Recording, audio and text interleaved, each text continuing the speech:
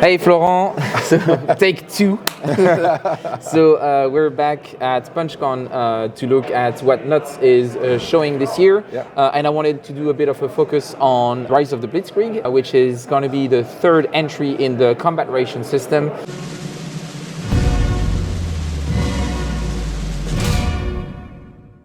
So last year we talked about Port Arthur, that was released since then. The first game was 300, that we've also featured on the channel and that I was super enthusiastic about. So I love this series, super excited to see the series going into World War II. Can you maybe give us a bit of an overview of what this game is and how different it is from the two others? Because already in Port Arthur we saw that it was very different from 300, so I'm expecting that this one is going to also have its own twists and specificities. Yeah, it's well, the common points is mainly the format, the length of the game, which is 1 hour, and pretty much the same components. You know, same number of cubes, 15 cards for each player. So one deck per each? Yeah, one deck per each player, and 4 cards for the objectives. So it's about the campaign of 1940.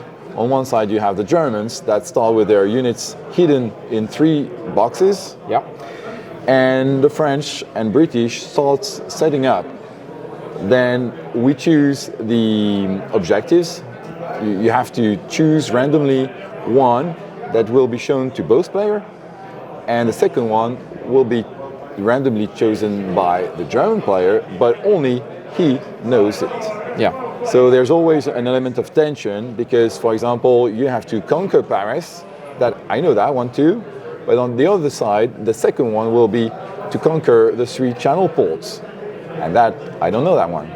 So probably you will try to get through the middle, so you can go either on the left to Paris or on the right to the channel port. Yeah, so it's very different from the start because of this element of tension for the 4 objective cards. Then during combat, the side who has the most tanks has tank superiority and chooses, if he wins, where does the defender retreats. Yeah. So of course it makes it easier to make a hole into the front line.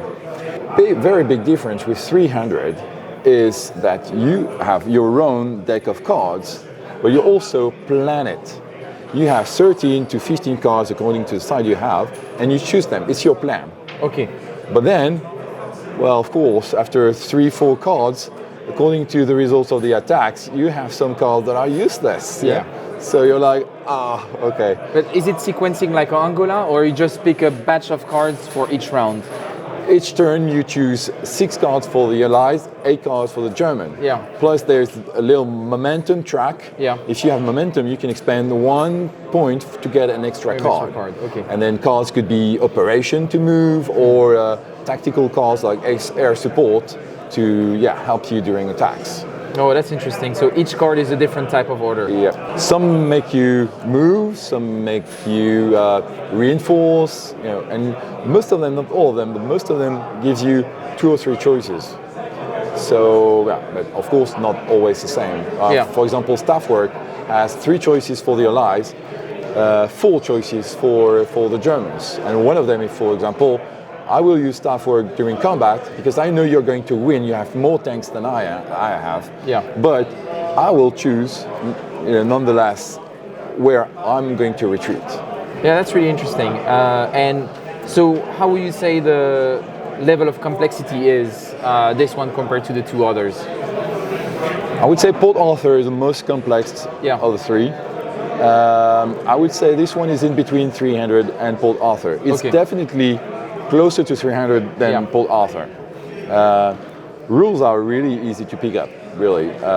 I hope we put most, if not all, the rules we could on the map.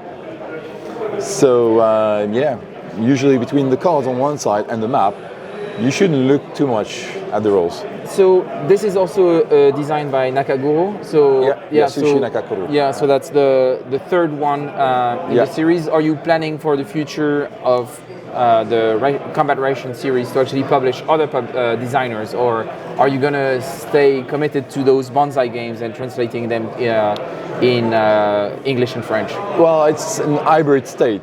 for now, the fourth in the series will be Norway in 1940, also by Yasushi Nakaguro. The fifth one for now is supposed to be the Punic Wars, again by Yasushi. But yeah, I'm open to any designers really. It's as long as it fits the format of one A3 map, a few cubes or meeples, 20, 30 cards, so it can fit the box mainly. You know, anyone can submit a game. So look at submit. Anyone can submit a game. No, but that's really great. How's the reception been so far on the conventions? Of what? Of this one. Of this one. I mean, great. Really great because it's a lot of clever ideas. I mean, there's 12 pages of rules. It's a 1 hour game, so you can play both sides. A lot of replayability because of the 4 objective cards. It's and even the combat system. I won't go into details, but even there's a subtle thing about it. So it's amazing. In such a tight set of rules to put so many great ideas and And what's the production status on this? When do you think this game is going to be available on retail? We hope to be faster than the previous ones. So Port Arthur was released in January, February of this year, and my aim is to have one combat ration game at every start of a year. So normally this one is almost ready. We're just polishing the rules a little bit. But Guerre Éclair should come out in February 2025. Okay, that's awesome. And then you'll have a regular schedule from there. Norway next year and Punic so on. Wars. Okay, but that's really great. Well, I hope it will do well. Are you going to do a Kickstarter campaign or something like this, or it's going to go straight to retail? Straight into retail. Okay, that's awesome. Well, looking forward to it. And when it's out, I hope that we'll have either you or someone else to do a teach and play on the channel, just to demo it. I think that would be really great. And as I live in France, we might be able to meet halfway through, maybe in Brussels, for a physical teach and play. That could be cool. But thanks for taking the time, and looking forward to this game being released. Well, thanks for having me.